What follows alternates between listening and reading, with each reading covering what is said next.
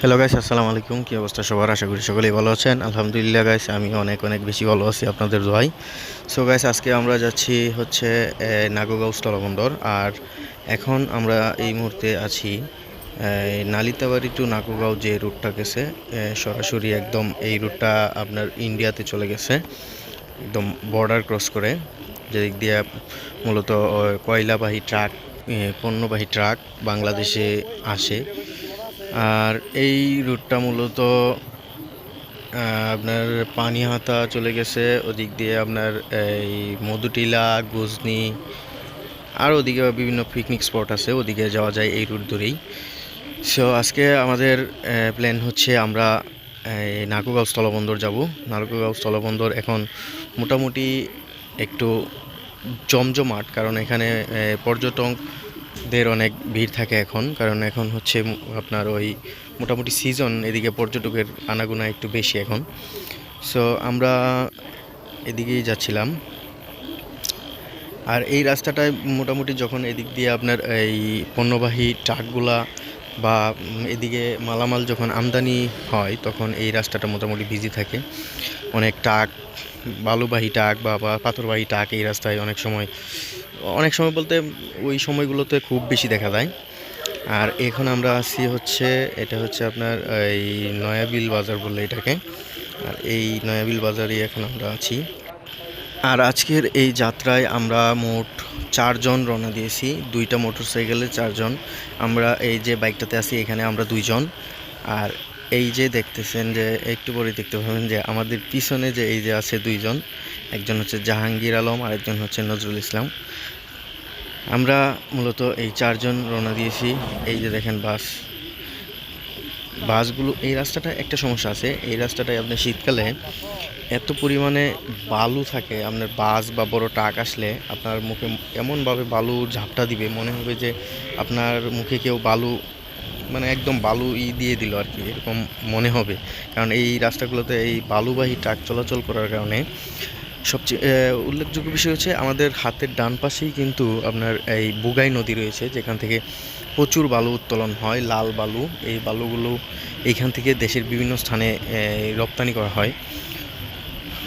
আর এই বালুবাহী ট্রাকগুলাই যখন এদিক দিয়ে বেশি চলাচল করে, তখন এই রাস্তায় কিন্তু প্রচুর পরিমাণে বালু থাকে। আর বালু থাকার কারণে এই রাস্তায় বাইক রাইডিং কিছুটা, এই যে আপনি দেখতে পাচ্ছেন হাতের ডান পাশে দেখা যাচ্ছে কিছুটা, এটি হচ্ছে বুগাই নদীর একটি অংশ। আর এই বুগাই নদীর জন্যই মূলত এই রাস্তাটার এমন একটা ভিউ, মানে আপনাকে সত্যিই মুগ্ধ করবে। এই রাস্তার যে ভিউ, এই ভিউটা আপনাকে সত্যিই মুগ্ধ করবে। কেননা এই রাস্তায় আপনি 2 পাশে পাবেন মনোমুগ্ধকর পরিবেশ, ফসলের মাঠ এক পাশে, আরেক পাশে হচ্ছে বুগাই নদী, প্লাস একদম নিরিবিলি টাইপের একটা রাস্তা। কারণ এটা মূলত আমরা উপজেলা হওয়ার কারণে এখানে তেমন যানবাহনের চাপ সবসময় থাকে না, এই কারণেই মূলত এই রাস্তাগুলো।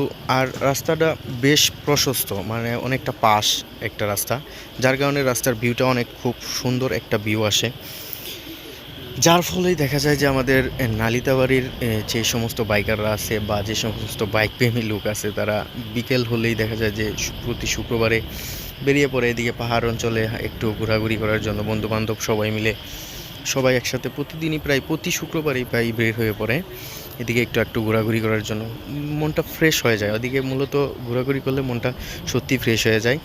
বাইকাররা মূলত এই একটা কারণেই এত এত পেট্রোল খরচ করে, এত এত অকটেন খরচ করে, শুধু নিজের মনটাকে ফ্রেশ করার জন্য ঘোরাঘুরি করে। এই জন্যই মূলত এত কিছু বাইকারদের। আর এখন আমরা যে এই বাজারটাতে আছি, এটা হচ্ছে চার আলী বাজার। এই চার আলী বাজারেই আপনার একটু সামনেই হচ্ছে নাকুগাঁও স্থলবন্দর। আর ডান পাশে একটা রাস্তা গেছে, যেটা আপনার চলে গেছে সরাসরি এই মধুটিলার ওই দিকে।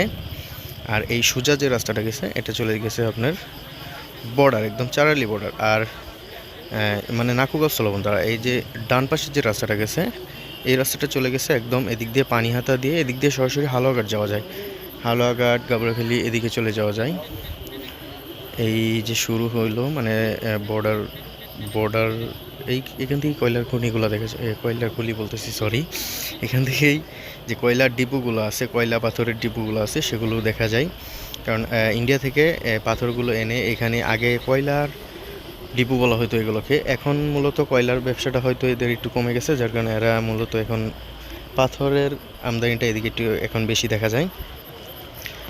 এই রাস্তাটায় মাঝে মাঝে আপনি আসলে প্রায় ইন্ডিয়ান ট্রাক ভর্তি পাথরগুলো দেখতে পাওয়া যায়। আমরা মাঝে মাঝে এসে দেখতে পেতাম, কিন্তু এখন বেশি একটা দেখা যায় না। এই যে দেখতে পাচ্ছেন যে বাস, এই বাসগুলোতে মূলত কিন্তু পর্যটকরা এসেছে এদিকে, অনেক পর্যটক এদিকে আসে এই সময়গুলোতে, এসে এদিকে খুব মানে একটা বেবাচেক অবস্থা হয়ে যায়, মানে এত পরিমাণে পর্যটক এদিকে পর্যটকের সিজনে আসে যে মানে স্থানীয় আমরা যারা আছি তারা মানে সবসময় মতন সেই ফিলটা হয় না, অন্যরকম একটা ফিল হয়। কারণ পর্যটক বেশি থাকলে বুঝতেই তো পারতেছেন যে জায়গার খুব একটা থাকে, ভালো লাগে কাজ করে সেই জায়গায়। আর এখন যে সামনে দেখতে পাচ্ছেন এটা, এই যে এসে পড়ছি আমরা, এটাই হচ্ছে আপনার নাকুগঞ্জ স্থলবন্দর, সামনেই বিজিবি চেকপোস্ট। আর এই চেকপোস্টের ওই পাশে আগে যাইতে দিত বিজিবি, বাট এখন পর্যটকের চাপের কারণে এখন বেশি একটা যাইতে দেয় না।